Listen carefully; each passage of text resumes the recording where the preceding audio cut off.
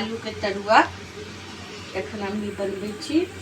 जुड़शीतल पाबनि काल्हि, आइ सतुआइन अइ, तेँ अपना सब ओहिठुन ई बड़ी भात ई इम्हर देखियो बड़ी खोटि कऽ एकरा एखन गरम पानिमे छोड़ने छी और ई आलू के तरुआ बना रहल छी। एना तऽ हम कनि किचनमे ओतेक नहीं आबै छी, हमर बेटी बहुत हमरा हेल्प करबैया खाना पीना के, बहुत नीकसँ स्वाद ओकरा हाथक सब्जीमे होइ छै, सब किछु अबै छै ओकरा बनेनाइ। और बाकी लेकिन आइ कनि हम कहलिए जे घर में छुट्टी छलै, तेँ हम कहलिए जे आइ हमहूँ कनि हेल्प कराबी पाबनि के।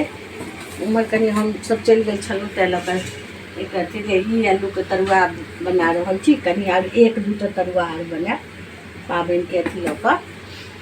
आ दोसर बड़ी भात, दिन में सतुआ खेलहुँ हैं गुड़ के साथ, विध केलहुँ हैं कनि, और एखन बड़ी भात हम सब खाएब। और एहिमे अपना सबके सोहिजन के सब्जी बनैया, मुनगा के, जकरा गाँव में मुनगा कहै छै।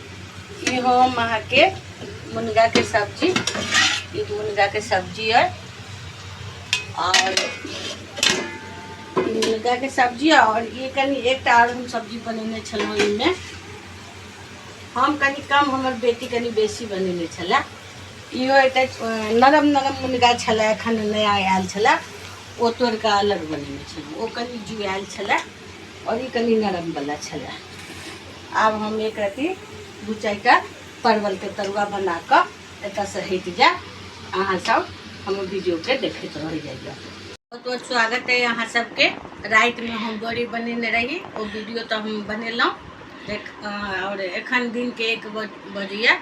ई बसिया पाबनि छै, बसिया पाबनि के हम ई बसिया बड़ी, बसिया भात, आलू के तरुआ और सब्जी है, सब्जी लबै हमर बेटी, वो खा रहल छी।